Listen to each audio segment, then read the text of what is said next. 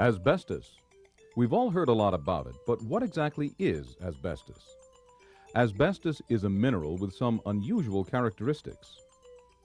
Asbestos has so many positive qualities that some people call it a miracle material. It is fireproof, heat-resistant, lightweight, resistant to most chemicals, bacteria-resistant, sound-absorbing, and it doesn't conduct electricity.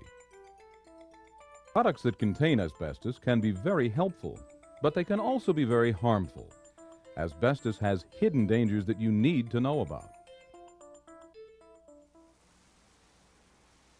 While most rocks break down into tiny particles like grains of sand, asbestos breaks down into small fibers like strands of rope. These fibers can be so small that they're invisible to the human eye. In fact, you would need a very powerful microscope to see them. But even though asbestos fibers are tiny, they have the strength of steel.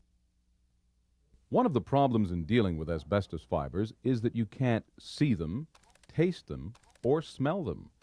But they are there, and if the fibers enter your body, they can cause severe damage. Before the dangers of asbestos were fully known, asbestos was used throughout the building and construction industry.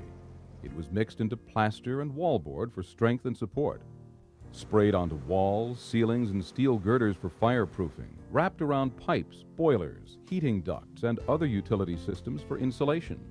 You can even find asbestos in floor and ceiling tiles.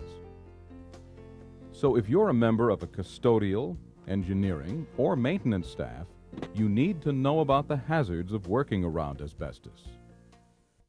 In fact, the hazards of asbestos fibers are so serious that the Occupational Safety and Health Administration, OSHA, has issued a standard to train, monitor, and protect workers who could be exposed to asbestos on the job.